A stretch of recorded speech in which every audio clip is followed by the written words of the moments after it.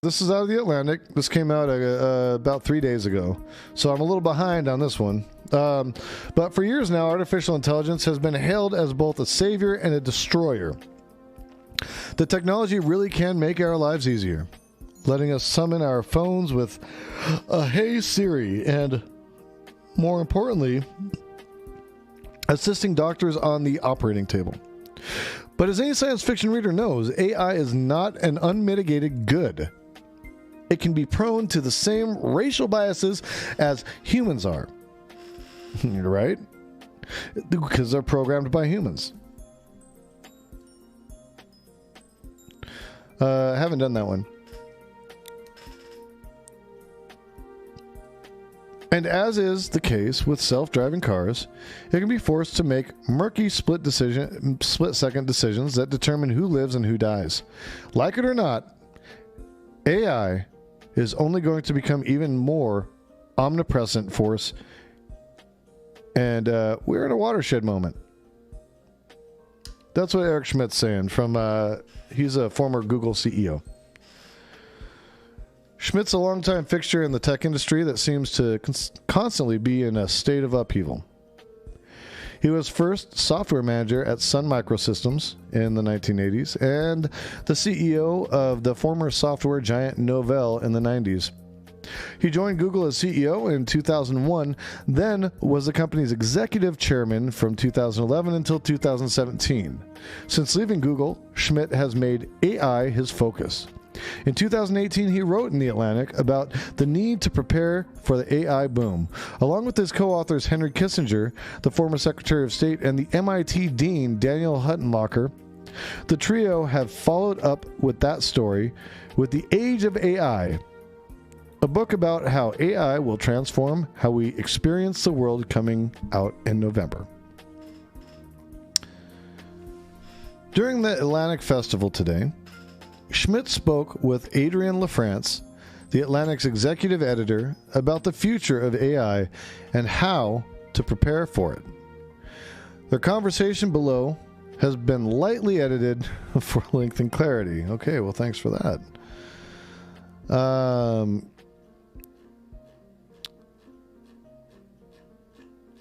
Oh, this is pretty long. Actually, the video's here. You guys just want to watch the video? Should we watch the video?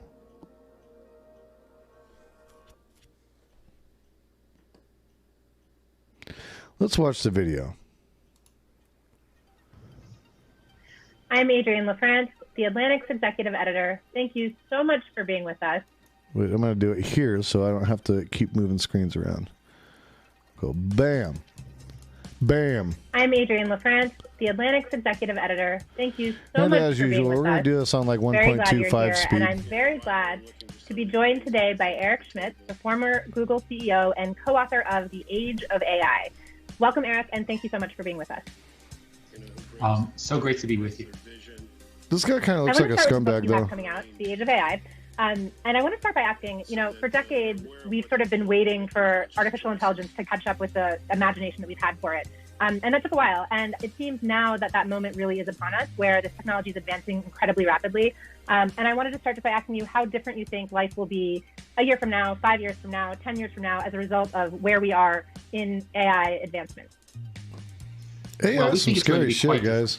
And the reason we think it's quite different is we think that this is the beginning of a new epoch of human civilization.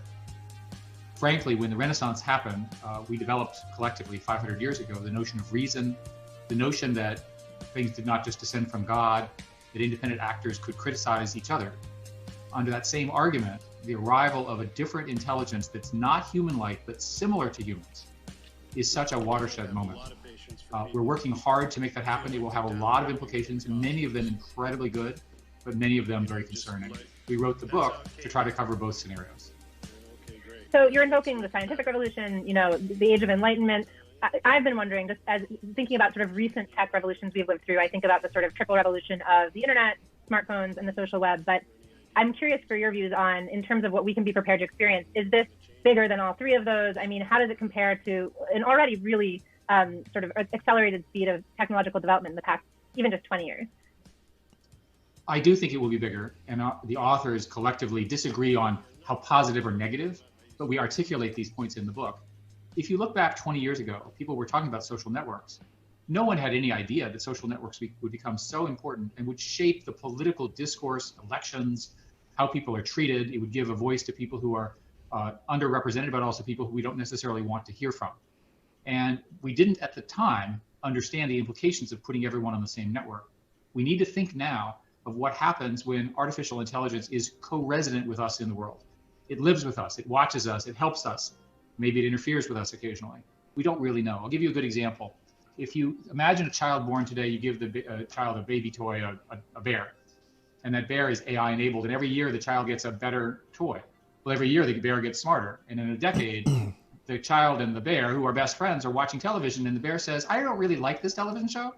And the kid says, yeah, I agree with you. Okay, what do we think about that? What do we think when humans and these AI systems become best friends?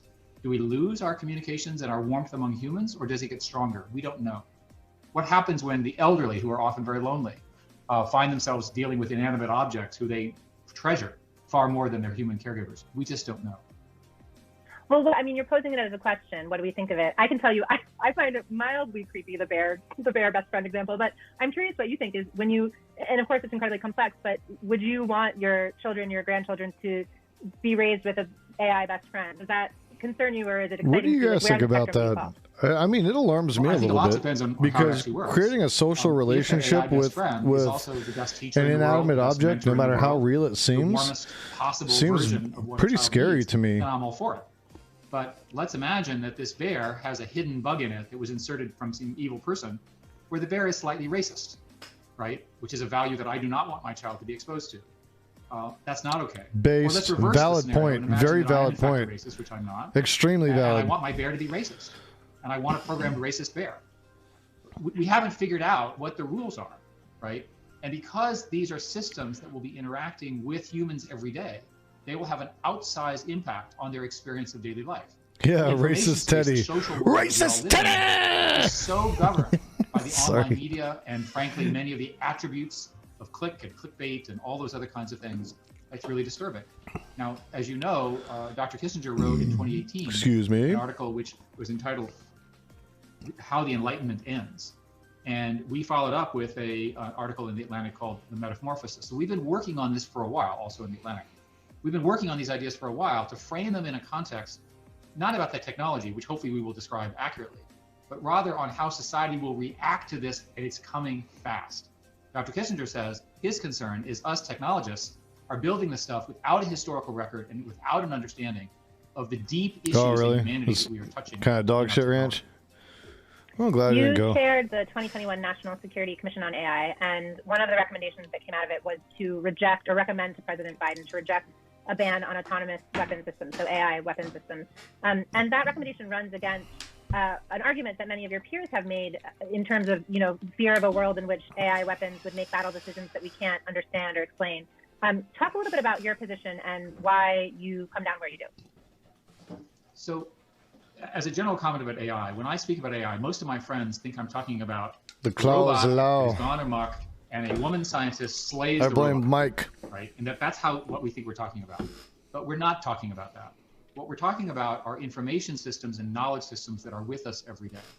And today, it's fair to say that those systems are imprecise, they're dynamic, a little and they change all pineapple. the time. They're emergent in that when you combine them, you can get unexpected behaviors, some good, some bad. Yeah, I'm having some tonight. I'm not going to get crazy, though. Well, it's the combination of those four I kind of want to stay up a little later tonight. When I drink, I crashed out earlier. Powerful. So if you then apply it to a life-critical decision, and I might take a break to go make some coffee, though. So very, very deadly weapon. How would we know that the computer was making the right decision? We can't prove it. It makes mistakes. It's a mistake that's intolerable. People who think that this is an easy problem, let me give you another example. And we talk about this in the book. You're on a ship, and there's a missile coming in that you can't see. And the AI system is telling you about this and says, you will be dead if you don't press this button within 20 seconds. Yeah, he's kind of both, right? It's like some people can be a mixed bag, and they can have good takes at times. What are the odds of that human not pressing the button? And then So the do notion and say of some the shit that's compression of completely time reprehensible, in the context you know? of these life-critical decisions, especially in military defense. What's the old saying, you know, really a broken clock is right twice a day, you know what I'm saying?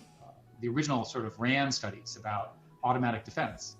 And if you go back to the movie with Peter Sellers, where they threatened to launch a nuclear weapon, and the doomsday machine, if you will, automatically launches. He's talking about Dr. Strangelove, a good proxy for how I came to love the atomic bomb, which is a great movie, excellent movie. If you haven't seen it, I highly recommend it. It's a Kubrick film. In the next 10 or 20 years, and depending on how you define it, those systems will be enormously powerful, and those systems will be enormously dangerous. Yeah, you can't go wrong with Kubrick, baby. So they're going to have to Kubrick's money, as in a way similar to nuclear weapons, but with a new. He's bona fide. We don't understand proliferation. We don't understand how to do containment with these new weapon systems. Well, and I want to go back to that in a minute. The question of sort of like what happens to our theories of deterrence. They don't know how to do the thing. Weapons. But first, you began to sort of allude to the geopolitical context here, which I'm curious to hear you speak a bit more about. Just, you know, if sort of the U.S. position in all of this relative to what we imagine China might do or Russia might do, and you write about this in the new book a bit as well. But talk about the extent to which your position that we should reject a ban on autonomous weapons is about making sure that the United States stays strong relative to these other superpowers. Yes. So the core argument that we're making is that there will be a small number of countries that will master this technology. And it's important that there be discussions about how to limit them. It's important that those discussions be bilateral. The number of countries, that will be able to field at this level will be by the handful. So a reasonable expectation will be that these kinds of systems, when they eventually emerge, will be under the control of large national governments such as the United States and China. You guys like pineapples? We feel quite strongly that the discussions about where the limits and lines should start now. We don't want a situation where there has to be an explosion before there's a treaty. If you go back to 1945, with the use of nuclear weapons in World War II, which ended it, there was no treaty at the time banning or limiting their use. We spent the next 15 years, and Dr. Kissinger was a key player in this, developing the concepts of containment, mutually assured destruction, balance of power, and so forth. We're going to need to he also eviscerated an entire culture, so I don't know if Kissinger's the best person to work with. 2006 is when Google acquired YouTube, and it was a very, very different internet then. And now YouTube is it's one of the places where we see the spread of extremism and misinformation among many other platforms. I just hate hearing people praise that guy. He is not worth being praised. Then, and how differently you see platforms and perhaps what their responsibilities are relative to 2006 or 2010 even. Well, I can tell you in the 2000s, our view, and I think I speak for the company during that time in the industry, was the American view that the solution to more information is more. Oh, Mike, we did have a Harley drop in again tonight, and Beer Bash dropped in too. Came and hung out for a little bit, even while he was on his stream. It's pretty dope. That information is more information. And so we took a position that was quite aggressively against removing content, even if it was harmful. And we viewed that as both the right thing technologically, but also the right thing culturally. And we were criticized heavily. She drops in on the regular, man. She's always peeking in on us, the most interesting showing some love. COVID online. I love has that. Been that platforms like Twitter, I think she's a really cool Facebook, person, which have resisted any form of takedown, have worked aggressively, or they claim to be working aggressively, to take down COVID misinformation. So COVID is an example of something where falsehoods are on the other side of the line. I can tell you today, I'm not involved with it. I've left Google. YouTube has a team which makes these decisions every day and tries to figure out what the line is. So you get to decide where you think that line is. Many people I know believe that the kind of lying and misinformation that goes on social media is on the other side of the line. It should be prohibited. But I don't know how to prohibit it in a systematic way. And I furthermore believe and there really isn't. People who are spreading misinformation will get access to these tools that will make it even easier for them to spread information. The industry has got to figure out a way to stop the spread of misinformation. One of them, by the way, just to digress technically, is that the information is not watermarked in such a way that we know its origin. It would be relatively easy, the industry as a whole, to start by saying, where did this information actually come from? Where did this picture or this text or video or whatever, where did it enter all of our systems? And then who modified it? That alone would help us at least understand the source of the manipulation. Yeah, and it's not going to work. Do you think it's possible that these platforms are just too big and humans shouldn't be connected at this scale? I think of, Facebook has 2.9 billion users. Is it possible that this is just not how humanity is meant to be organized? Well, it's pretty clear that there are things that humans are not very good at, and one is a cascade of information. You know, it's something that nobody talks about is the sustainability of the human collective consciousness. We don't even approach that as an issue that exists within our communities and our lives, and it's a major one because there is a collective consciousness. There is a pulse to how we act and react as humans, and it's based a lot upon the information that we receive, good and bad. You know, and there is damage that can happen, and that damage is what creates wars. It creates poverty. It creates strife. The things that cause problems in our world, right? They're a direct result of an unsustainable current human consciousness. And maybe people need to explore that a little bit more. Maybe we should explore that a little bit more, but I digress. Let's go back into this. So we're not very good with rapid change, lots of information overload. It just causes our brains to go crazy, with maybe a few notable exceptions. For normal people, it's like, oh my God, I just can't take it anymore. And it leads to rises in cortisol, stress, perhaps mental illness, God knows. So we have a problem that the information that is coming at you is so profound. In our book, what we talk about is that this coexistence with this information resource that's driven by features that are not human, right, that are maybe human-like, is a change in the information space that is profound, right? And we worry a lot in the book about how do you regulate it? We're not in favor of censorship. We're not trying to filter people's opinions. What are the appropriate restrictions of the misuse of this new technology? Now, you haven't asked me all the great benefits of all of this. Let me give you an example of why we should fight for AI. The people I talk to in science, which is where I spend most of my time now, would love to have an AI that would just read everything, because the explosion in knowledge in science is overwhelming their brilliant brains.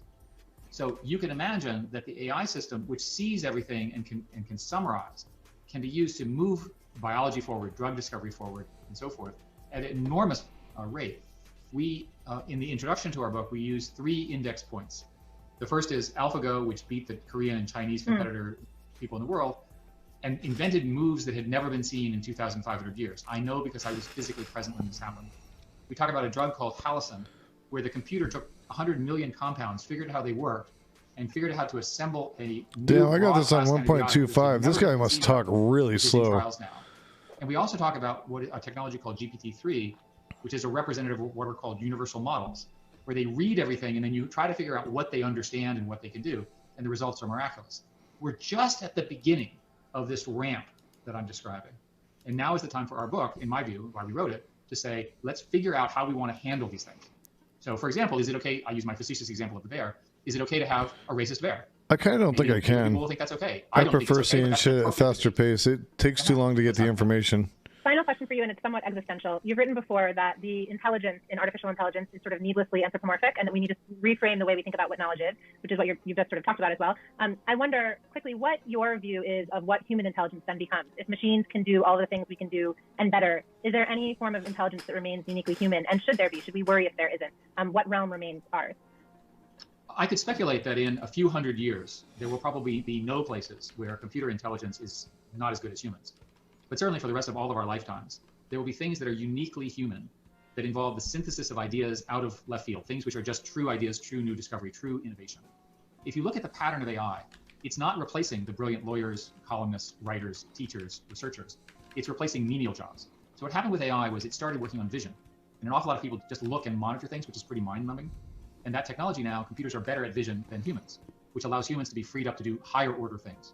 So for the foreseeable period, and certainly for our lifetimes, there will be a place for humans. Hopefully that place for humans is using what we do best, which is our creativity, our sense of art, our sense of morals, our sense of spirit. Those are going to be very difficult for the current task. He's definitely a libertarian. At least in this He's definitely a libertarian. Eric, thank you so much for being with us, and thank you to everyone who has joined us. And thank you to The Atlantic for helping us with our 2 previous articles and helping promote our book. Congratulations on a fantastic conference today.